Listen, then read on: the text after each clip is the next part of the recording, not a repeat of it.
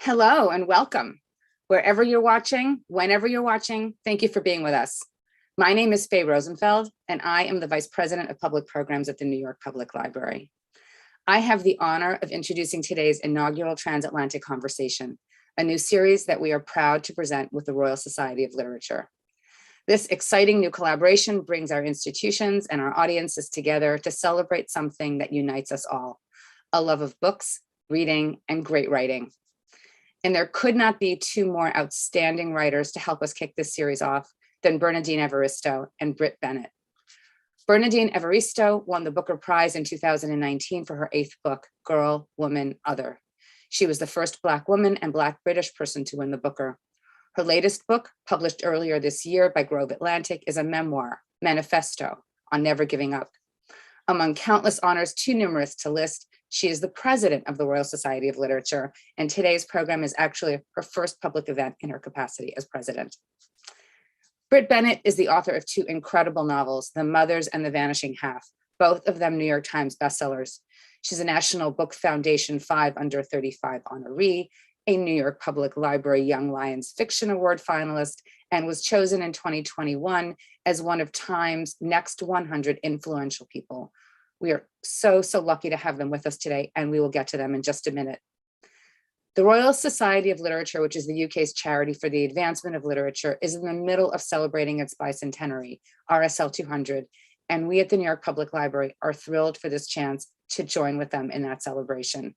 Today's conversation is part of the series Literature Matters, RSL 200, which features intimate and wide-ranging conversations between some of the finest writers and thinkers working today. Speakers have included Gillian Anderson, Claudia Rankine, Stephen Fry, Neil Gaiman, Marlon James, and many others. Their next event is on May 17th, and you won't want to miss it. It's with writer, director, and RSL Fellow Armando Iannucci, the creator of Veep, co-creator of Alan Partridge, and director of The Death of Stalin, among other things. He'll be in conversation with award-winning journalist Marina Hyde, and you can watch in person or online. To register, go to rsliterature.org, and we'll also drop a link in the chat. Also, I want to let you know that the RSL is coming to the end of the submission period for its International Writers Award.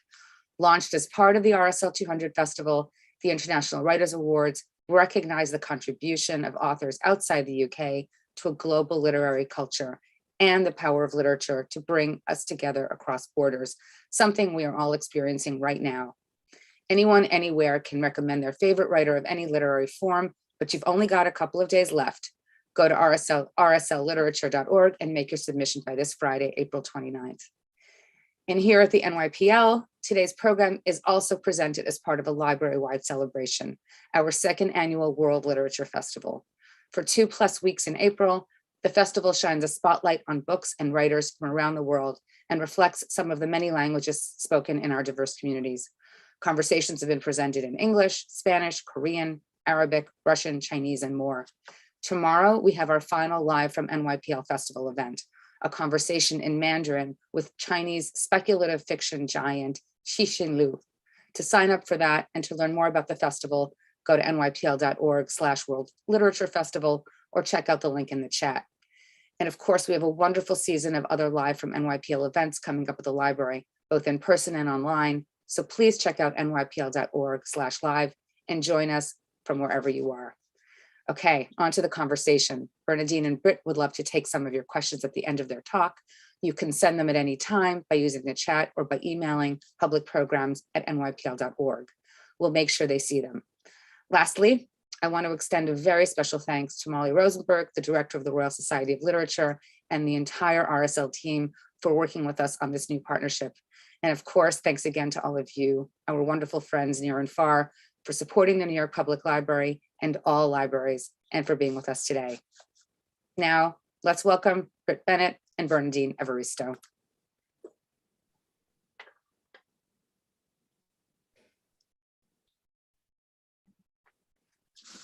Hi. Hi. Hi. How you doing? I'm good. How are you? I'm fine. You know, I said, how you doing? Almost with an American accent, as if because I'm talking to you. Suddenly I've sort of slipped into some kind of American. It's ridiculous. You know, I'm such a fan of your writing, Brit. I'm a huge champion of The Vanishing Half, which is one of my favorite books of recent years, for sure. And I actually wrote an introduction to a special edition of it. Charmaine Lovegrove, who I hope is listening today, who is your editor in the UK. Hello, Charmaine. Shout out to Charmaine, who is editor of dialogue books and publisher of dialogue books here in the UK in London.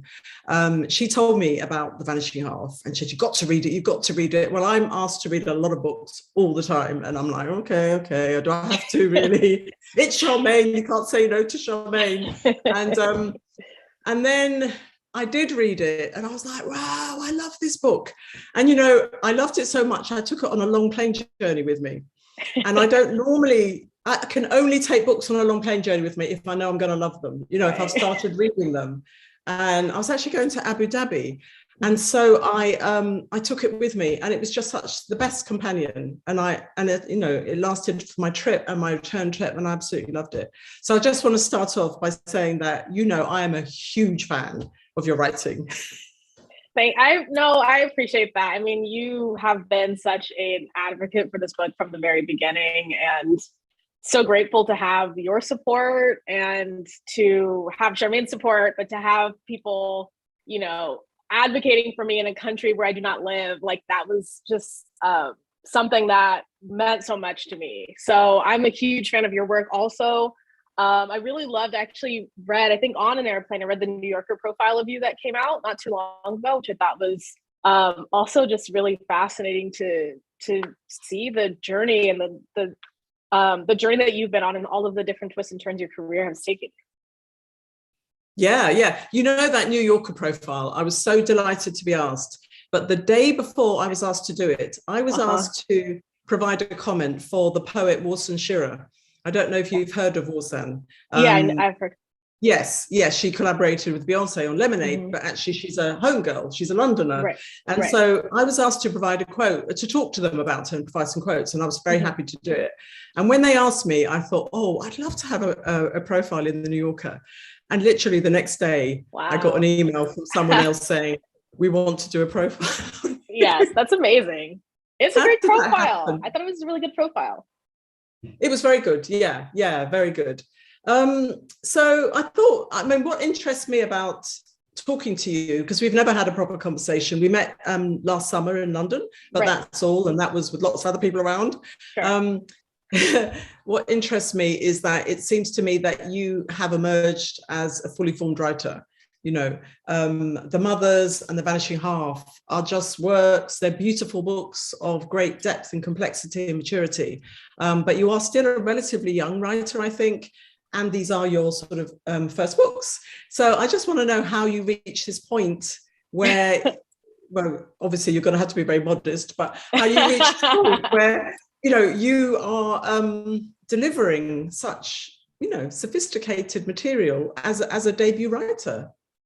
I mean, thank you. I appreciate that. I don't know. I mean, honestly, I don't know. I think that both of those books were books that I felt really passionate about writing. They were books that took me a while to write. I think The Mothers took me like 8 or 9 years, and then The Vanishing Half probably took me another like 4 or 5. So I think that I'm always been the type of person who, I mean, I guess sort of a perfectionist, but I'm definitely the type of person who never feels like it's done, never feels like it's ready, for better or for worse. But I think I've always kind of had that in me. So I think these are just books that I worked on for a really long time.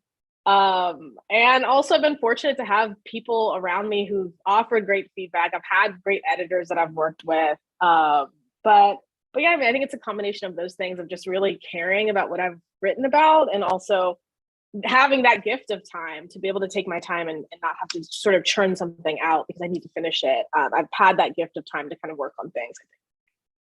But you know, you say that you spent 8 or 9 years, which I think for any aspiring writers or people struggling with their writers right now, that's what they want to hear. You know? Right. They want to hear that you put in the work, right?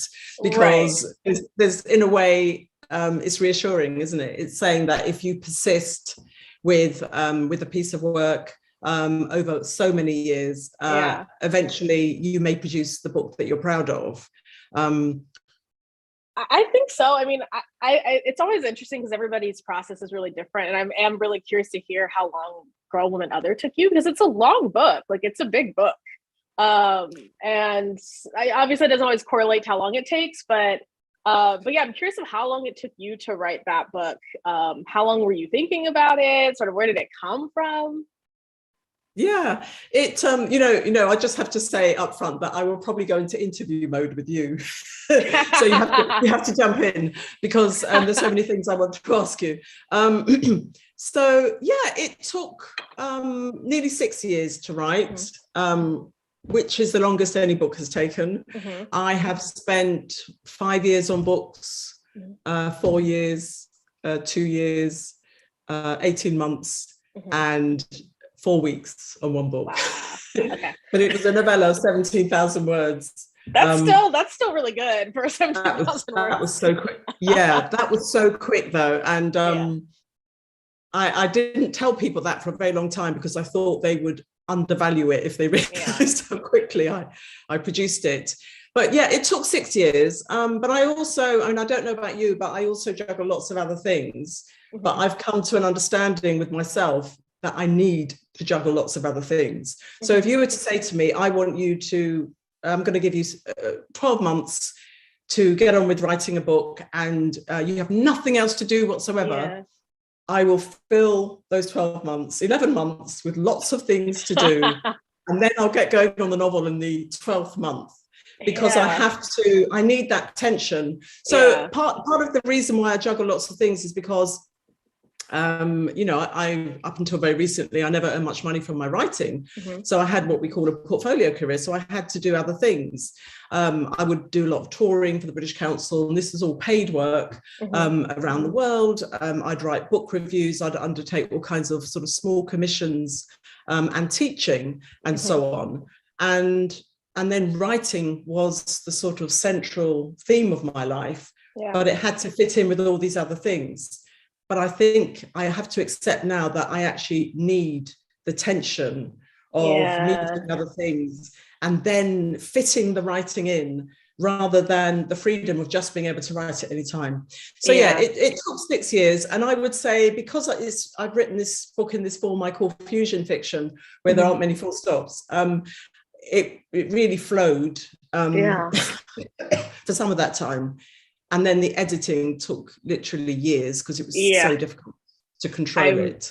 I imagine. That you said a few things that were really interesting to me. I think one was about the that tension that you described, because I'm juggling a couple things right now, and I do find it also makes it kind of exciting, like when you finally get to go back to the thing that you're writing, or the thing that you really like, if you don't care, like there's something you care about less, something you really care about, it makes it exciting, because that's the thing that you're like not supposed to be working on. So that's the thing you want to work on. And then, I think what you were saying about the process of writing and then editing this book, I find really interesting, because I look at it, I'm always really fascinated of how books are put together, like how they are assembled, and especially books that are not necessarily, it's, there's the frame of the story, and then there are these other events or these other sort of characters you meet that could be presented in different orders in the way that you chose to present them. So I'm kind of curious of how you decided to structure it and to weave those different stories throughout that are like by this central frame. Yeah, it was quite organic, the process.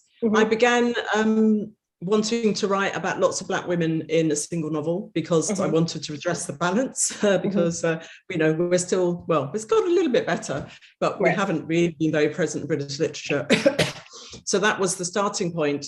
And what happened was one character led to another. And by the time I reached 12, well, probably before then, but I in the end focused on 12 characters, and I realized that was enough. But it was very organic. So one character would lead to another, because, for example, there are 4 mother-daughter relationships in the book.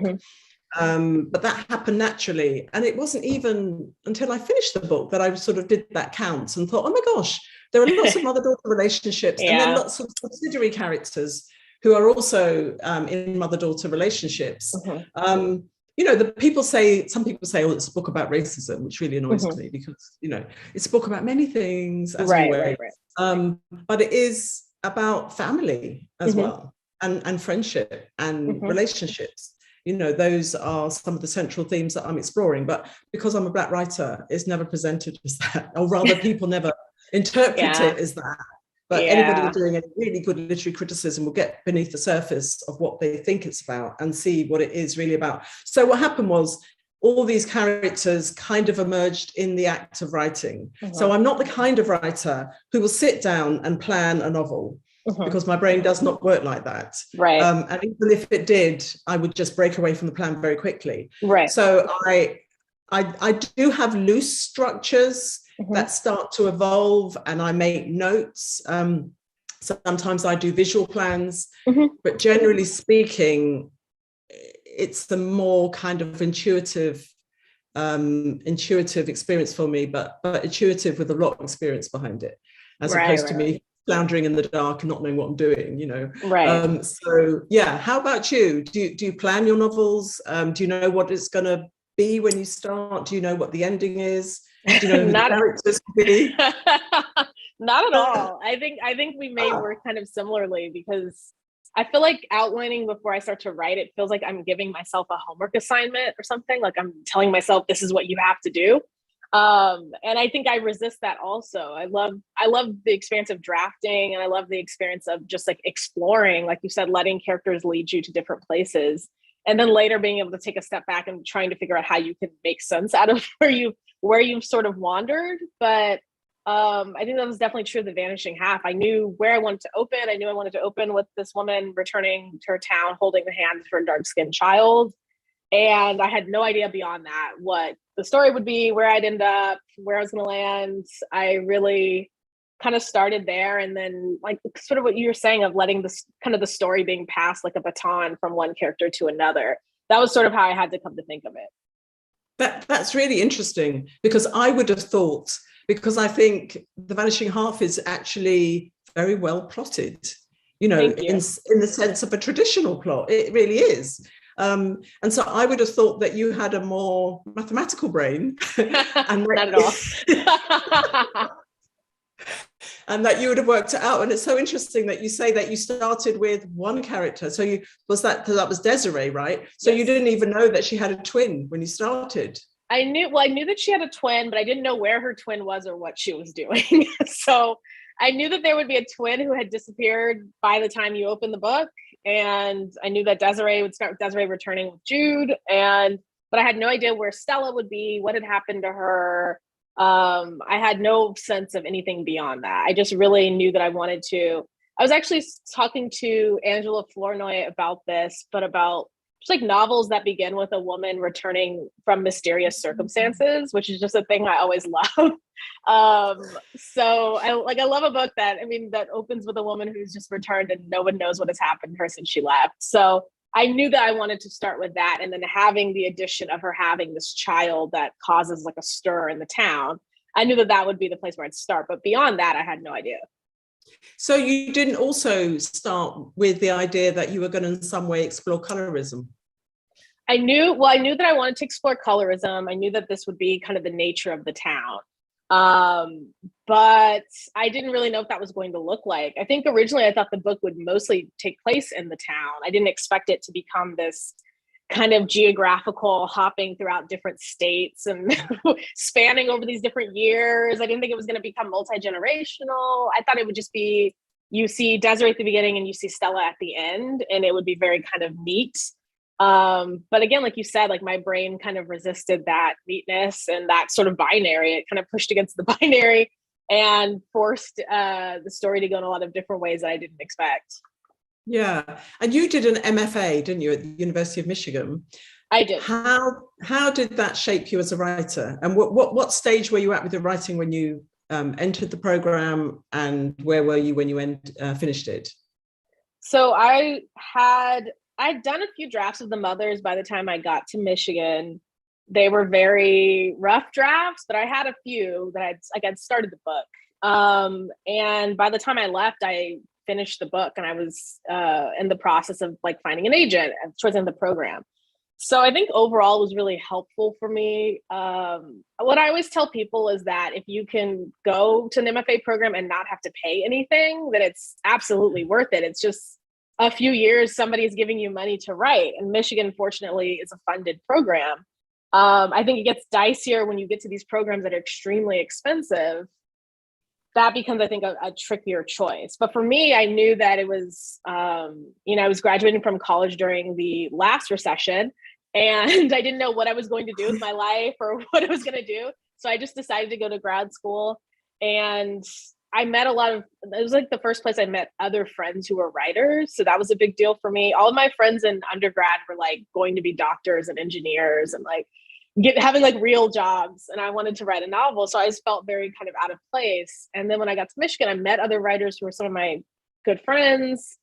And I think really the gift was the time, having time to just sit down with your work and focus on it. And then meeting people who can read drafts and give you feedback. I overall had a really great experience, but also, like I said, I didn't have to go into massive debt in order to have that experience. So I recognize that that's like a big, I think, difference of whether that experience is worth it to you. Yeah, I mean, my origins as a writer came about when I was a drama student at drama school, and I went to a drama school where we were training to be actors, but also training to create our own theatre. And through that, I then had to start writing, and that was how I began writing. And I never really had any formal instruction as a writer ever. Right? So I learned through reading, but it was a really long process for me, and I don't regret it, because I am an experimental writer without a doubt. I've written novels, verse novels. This book's a fusion fiction, a novel in verse. I like to do things. I like to mix things up and mash up genres and the rest of it.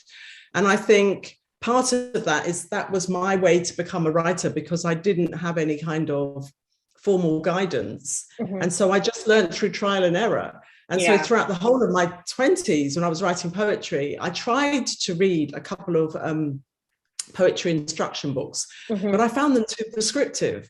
And they're also very white, right? This is England in the 1980s.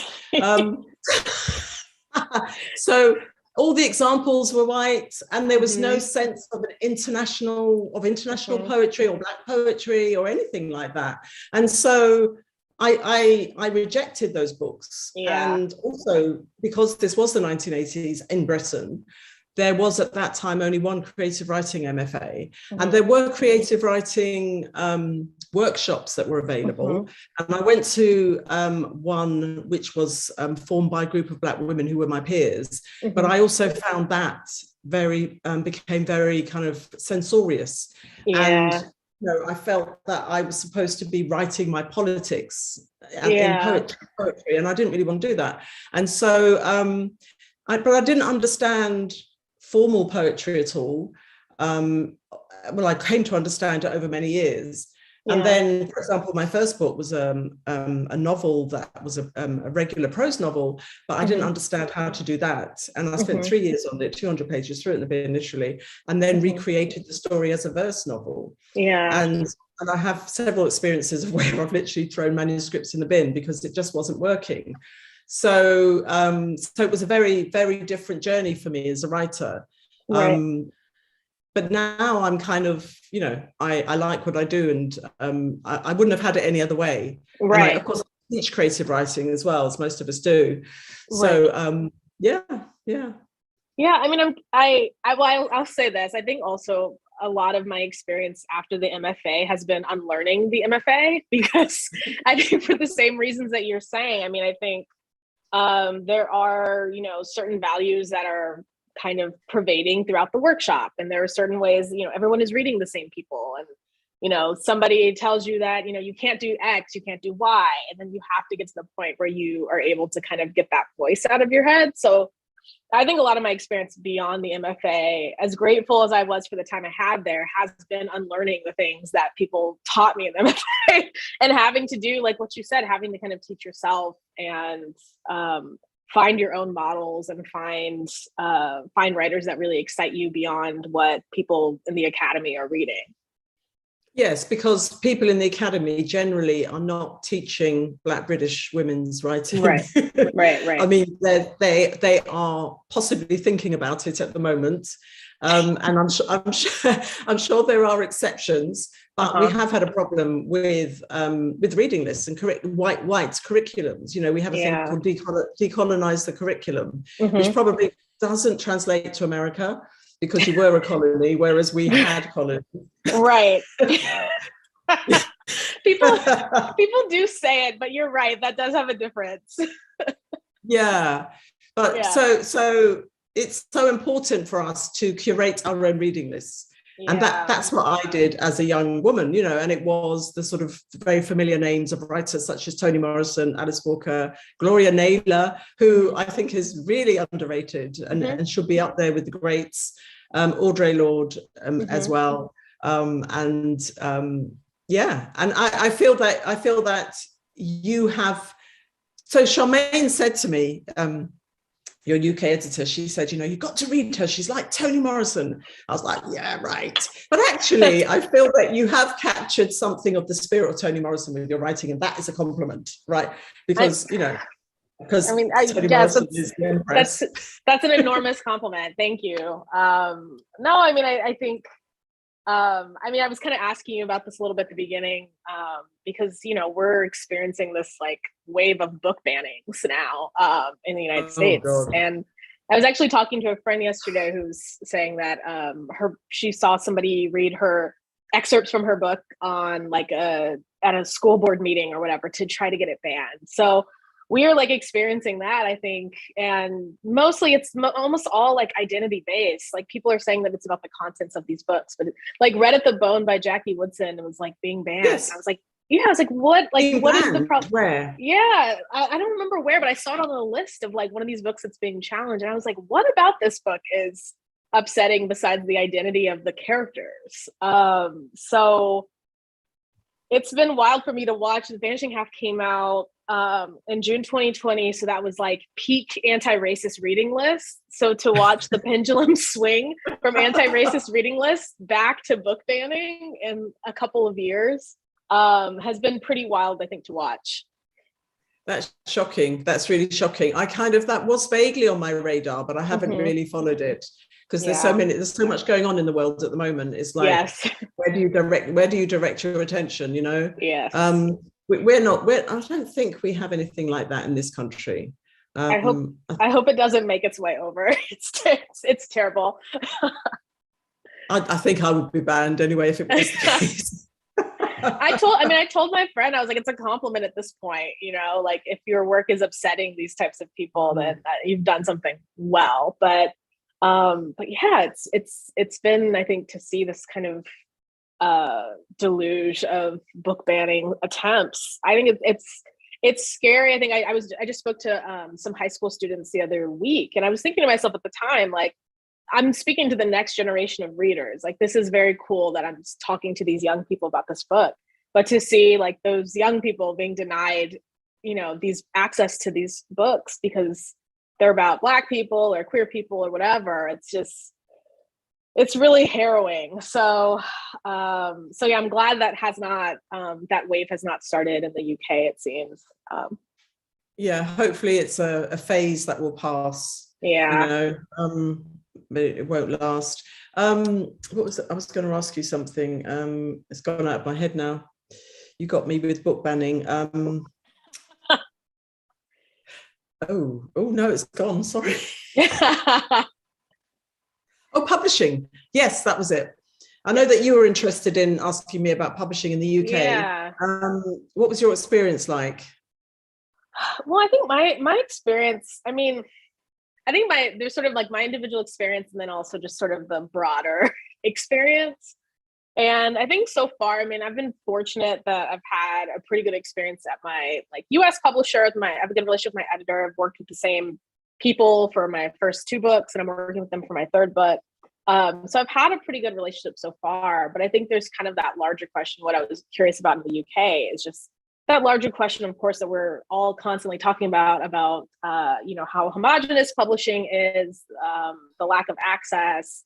You know, I tell people this all the time, that I think I think before you publish a book, you don't see all of the people who are involved in publishing a book. You just kind of think of like the writer and the editor, and that's like but then once you publish a book and you see all of the different actors, like salespeople and marketing and publicity, and then you see that like everyone along that pipeline is white. Everyone who makes the decision, you know, the people who are, you know, the book buyers and the people who work at the bookstore, like once you start going down that pipeline and see that everywhere along the way a white person is a gatekeeper, it becomes, I think, really like, yeah, really intense. I think once you kind of peek behind the curtain and see how that works. So I'm curious of how publishing is going towards any strides towards diversity now, or if you've seen any changes throughout, like you've written so many more books than I have, but if you've seen any changes in publishing throughout your career, where you think it might go, is there optimism on the horizon? I'm just kind of curious.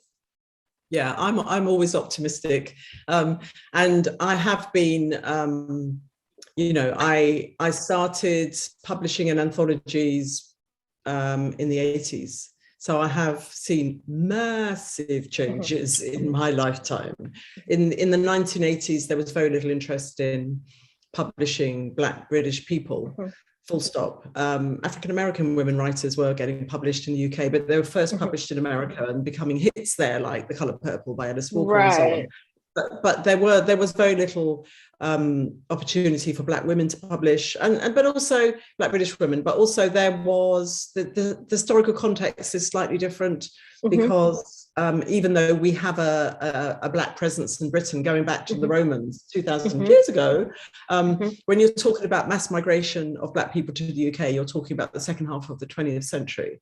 And there were some writers who came with that migration, and they were mostly men, and they published books in the 50s and 60s. And then there was a sort of fallow period where very few writers were getting published. And then my generation, which was called the second generation, we were coming of age in the 80s, and then kind of were of age in the 90s. And then there was a wave of us getting published in the UK. But most writers did not last the course. So people would publish one or two books and disappear. And then I would say it's been pretty dire ever since, to be honest. Oh, wow. But it began to change about 4 years ago. And certainly, you know, the Black Lives Matter stage 1 and 2 definitely put a rocket up a few arses and made people realize that it wasn't acceptable, and it made them investigate their own practices as publishers and agents and people in the literature industry. And there have been concerted moves to open up the publishing world, not just in terms of who is getting published, but in terms of who does the publishing, as you said, the pipeline, who's in the pipeline. And I would say that is happening steadily and slowly. And we just have to make sure that it continues at the same pace that it's been going.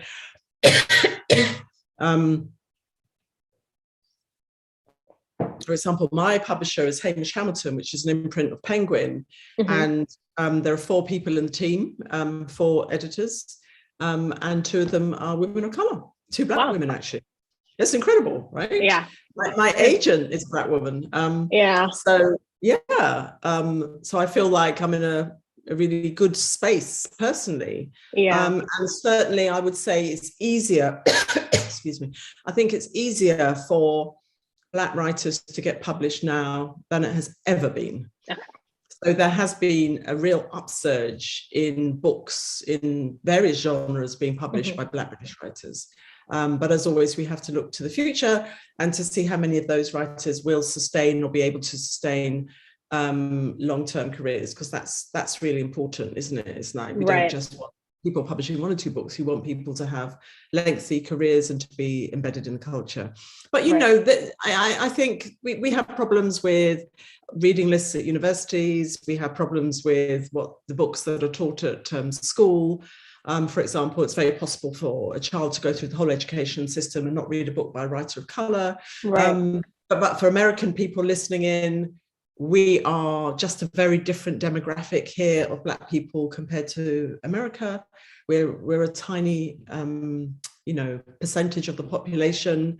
I think we do punch above our weight, but I think there is always a battle to make sure that that we have equal access and equal opportunity, and that the culture of this country is diverse, and the rest of it. And we definitely look to America as a sort of inspiration, to be honest. Because even though you may feel things are not, great for you there, they're usually definitely an improvement on what has been happening here. Right.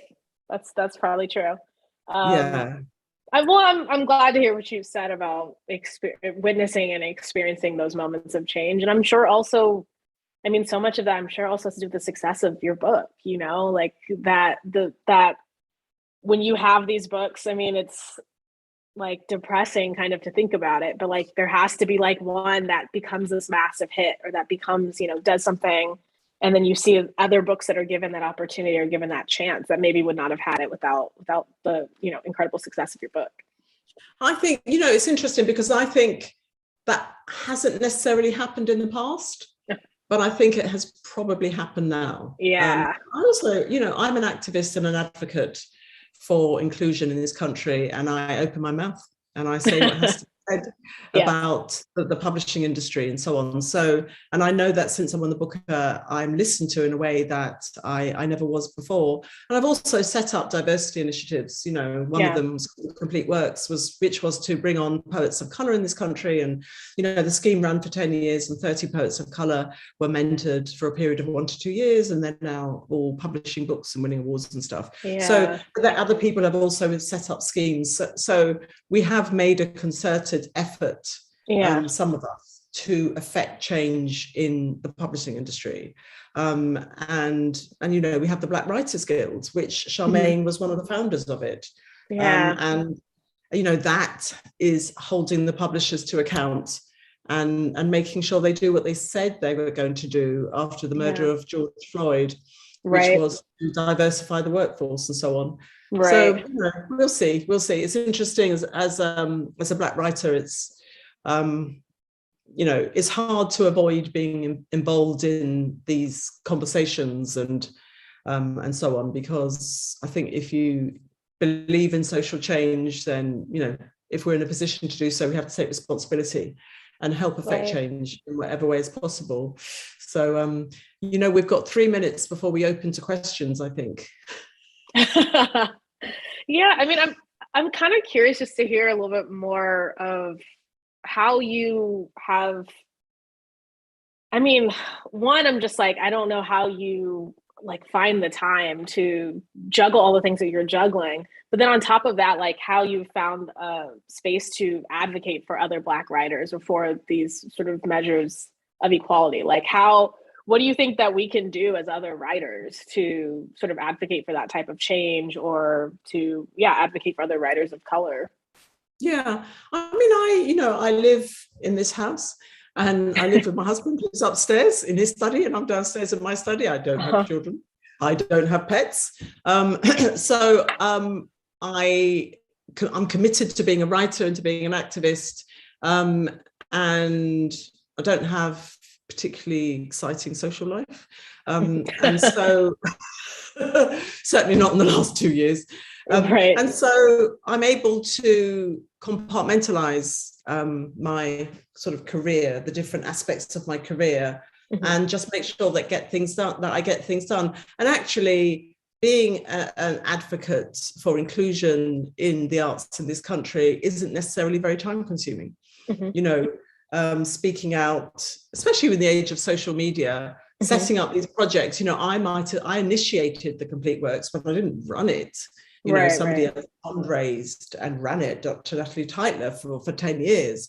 So it's very easy to instigate things as you develop your personal connections and relationships, and to set up a framework for them to happen, Right. And I think we need to be fearless and to speak up and speak out if necessary. But at the same time, I also really appreciate that not every Black writer, for example, should have to be an advocate. Right. You probably didn't go into writing thinking you were going to be standing on a picket line or something. Right. That was not the reason you went into writing. But, I do like to think of Toni Morrison as a role model, because she did speak out, didn't she? Right. For the whole of her career. She was a very political person. And Right. actually her writing was very political as well. Yes. You know, that was obvious, but incredible writing, but also very political.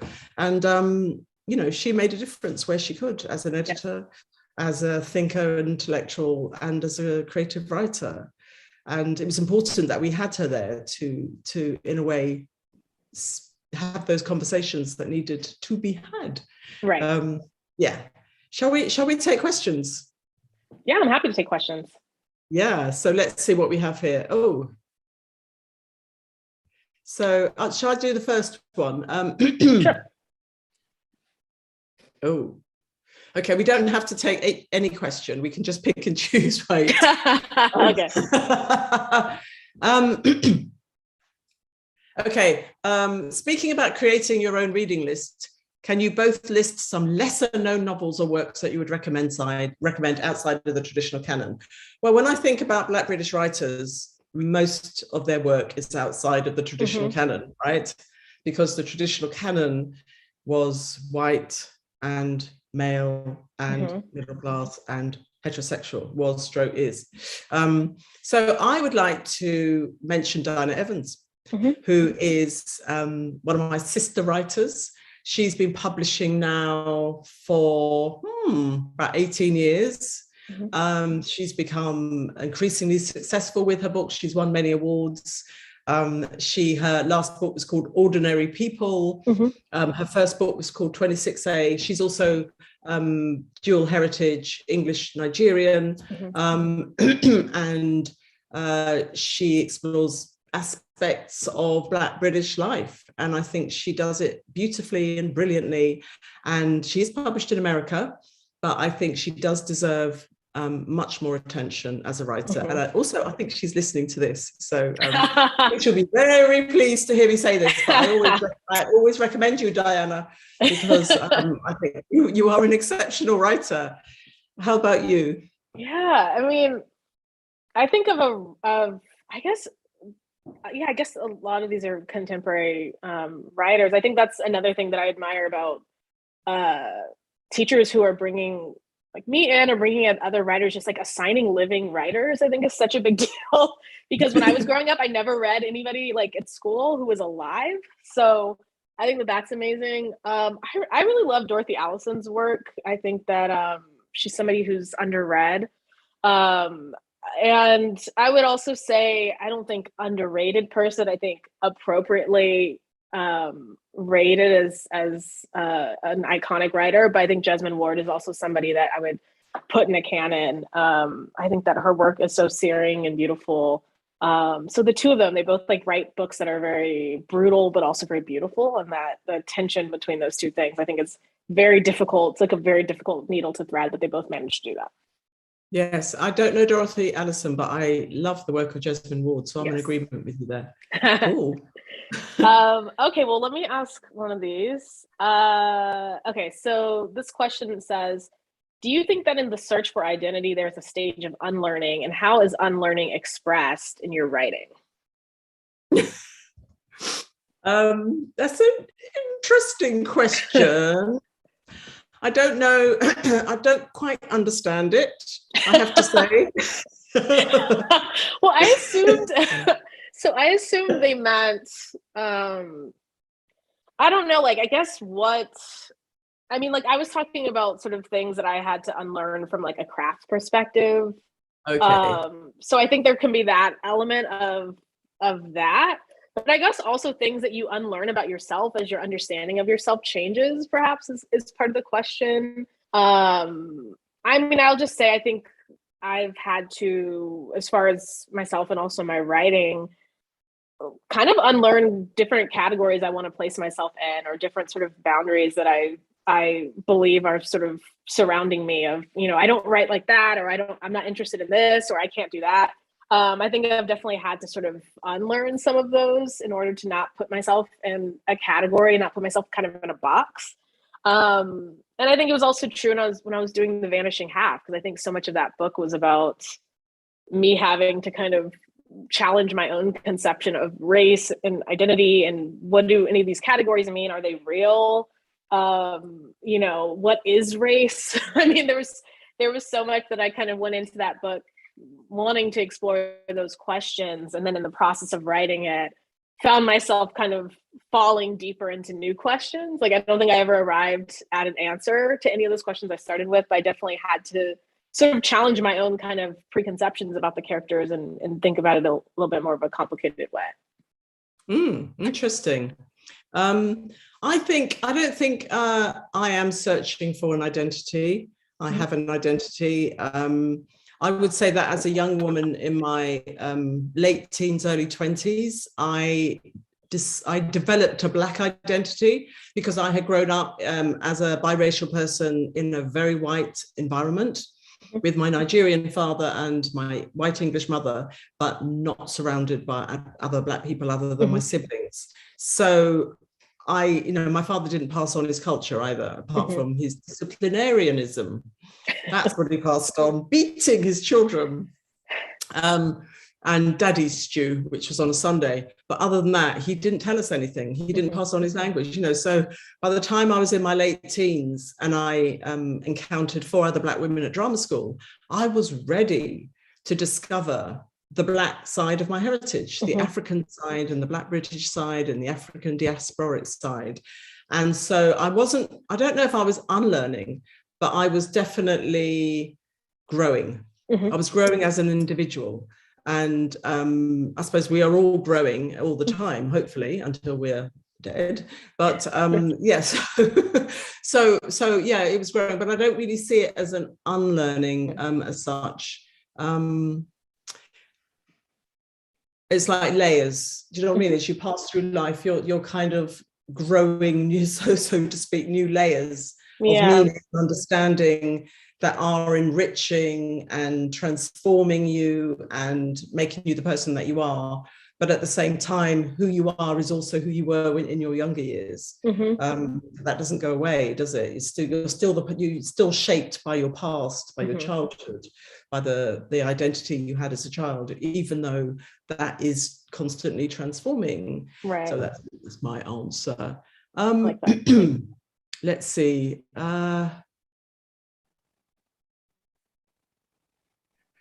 Oh dear. Okay. Okay, let me choose this. Oh, what's this? Pigeonhole. Okay, let's do this. It's more creative. So this is a question. This is a question for me, but actually, I'd like you to also answer it in terms of how you create your characters, because I think you create really strong characters. So the question is, Bernardine, how do you create so many distinct voices, speech for your characters? So I began as a writer writing for theatre, and theatre is all about voice. And so the characters that I created for theatre were to be performed.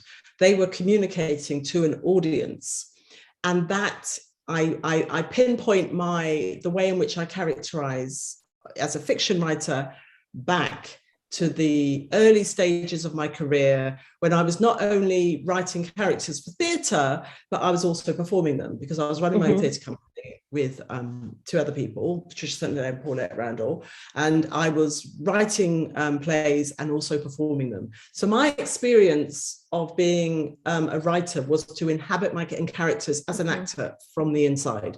If you get my book Manifesto, you will find out more about that, actually. So that's how I began. And then what interests me about writing is the plurality of who we are as human beings, and capturing some of that and capturing different voices. But there's also a slight performative element to my characters, even when they appear to be just flat on a page in the work of fiction. And so capturing voice is what you do as an actor, and it comes from inside. It's what I've done as a writer. And the reason I'm able at this stage to capture the variety of voices that I do in, for example, Go Woman Other, which is what I guess this person is referring to, is because it was my 8th book, having had a career writing for theatre to begin with. And so I have developed those skills over many, many years. I think to write character from the inside and to create their voice, you have to have a good ear. And that's something that can be developed. You need to be observant. interested in people. You know, Yeah. I'm very interested in people. I like to ask questions. In a way, I'd rather be the person interviewing than be the person interviewing than the interviewee. Right. Do you know what I mean? Because I'm Yeah. actually really, really nosy. And I think that's a really good quality. I have to hold back. I have to Yes. hold back asking people personal questions because, my husband, he goes out with people, with his mates or whatever. And I say, what's happening? What's happening with so-and-so and so-and-so and so-and-so? He says, I don't know. And I'm like, what do you mean you don't know? Because I would know everything about someone's life because I'll put it out to them one way or the other. So I think curiosity is a really good thing for a writer, and to be interested in more than just yourself, right? And then to put that into your characters, and to observe. And also the other thing is I have, I'm 62 3/4. I've lived a long life. I've known lots of people. I'm quite a sociable person, so I've just been out and about, and you meet lots of people, and then you absorb them through osmosis, and then that all goes into the characterization. How about you? Yeah, I mean, I'm glad you talked about, because I was curious about how your theater background influences your writing. So I love that you talked about that. But I think I just really echo what you said about being curious about other people. And I guess beyond that, like being curious about relationships between people. Because I think for myself, when I think about characters, I don't think I really know who a character is until I see them in a relationship with somebody. Like I have to see them interacting with someone. I can't really think of the characters sitting alone in a room, So once I see them, what are they like with their mother, their brother, their friend, their spouse, whatever, that's when I start to get a sense of who that person really is and what makes them tick. So I think a lot of the things you said of having a good ear, of observing, I was just telling the students I was talking to, just like, I get in the habit when I'm out and about, just having like the AirPods in and you're listening to something, but just like take them out and hear what's happening around you, because there will be interesting things happening. You will hear something interesting or something will catch your attention, but just being observant. And I think, like you said, being curious about people who are not yourself, I think is a big part of how I think about it too. Yeah, cool. Do you want to pick a question? Yeah, I'll pick a question. This I think is kind of interesting. Is there anything that you're planning to explore in the future that you haven't written about in the past? Is there any like dream project or like dream, like you want to write like a Western or whatever, is there something like that you fantasize about? I don't know, I'm curious. Yeah, interesting. I think I try not to repeat myself anyway with my work. I'm very interested in the future, imagining the future. Yeah. But I kind of feel I need to read some science fiction or some more science fiction, because it is a genre and people have been exploring the future for a very long time. Right. And so, you know what I mean? If I want to go into that area, I need to know what's out there. And so I'm a little bit hesitant about it. But that interests me, because I've written about the past, and often my books, as you do with the Vanishing Half, you segue between the past and the present, the past and the present. And I do that a lot, but I haven't looked at the future at all. Yeah. And so that's uncharted territory. How about you? Well, I find that really exciting. And also I would also feel I would feel intimidated to write about I think in part because, like you said, there is such a large body of work about it, but also I have no idea how I would imagine the future. Like if I could, it feels so boundless, which I think is why it's exciting. Like you could imagine truly anything, but that's also why it feels stressful when I think about it. But I hope that you write that book. I'm excited to read it.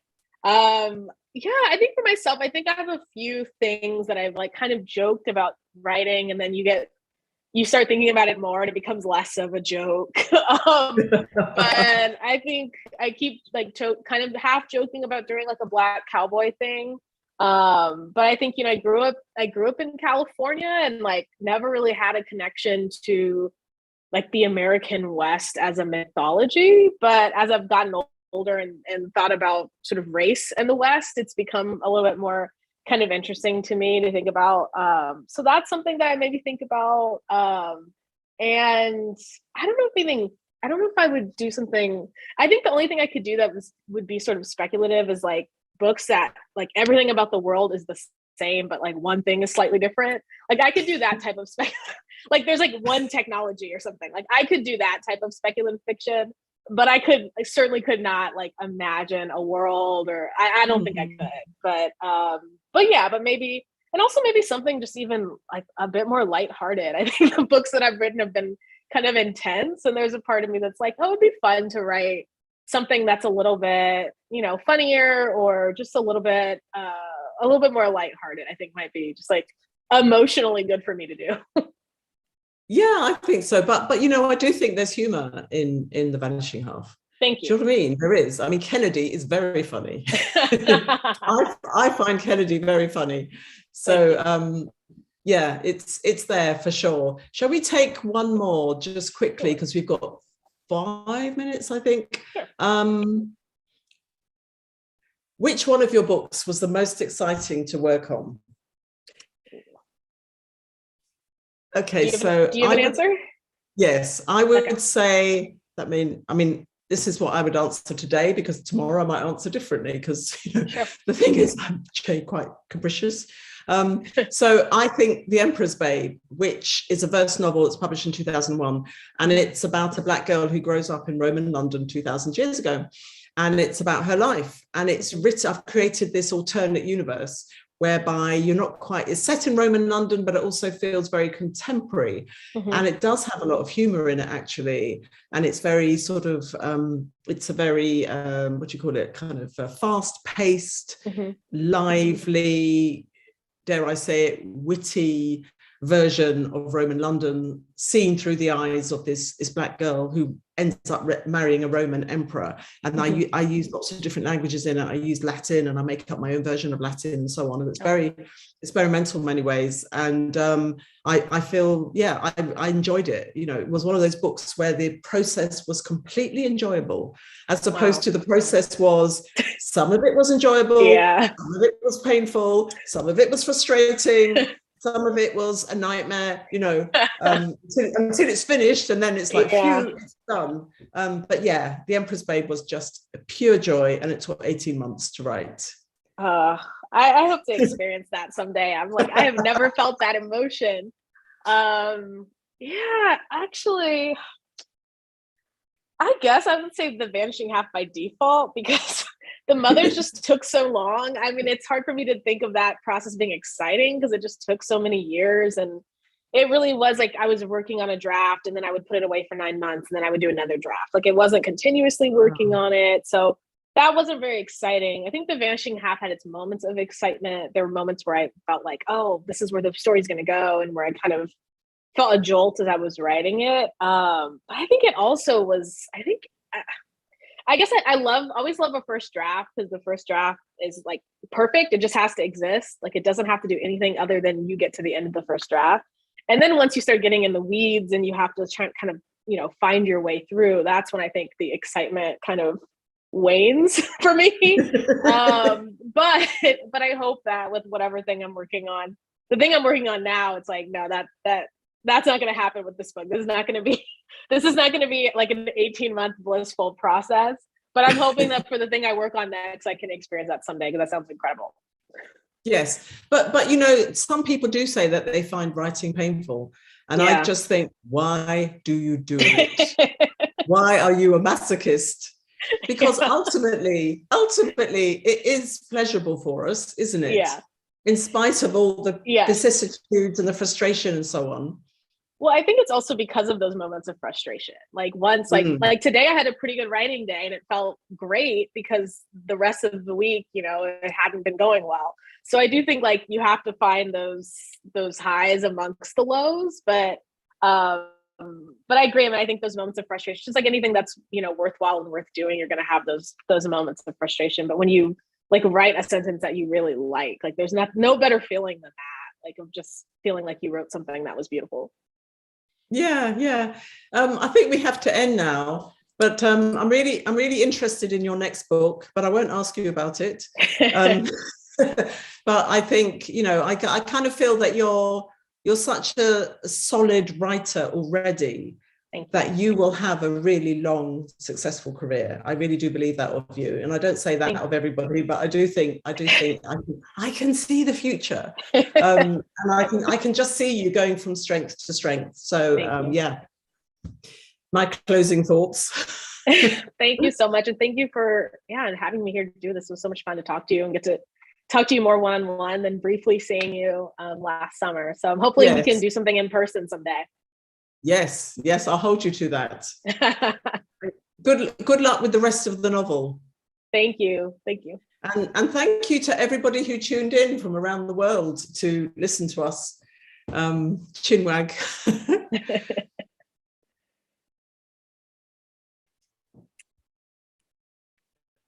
Okay, I think that's it. Okay, well, great. Thank you so much. Oh, you're welcome. Okay, bye.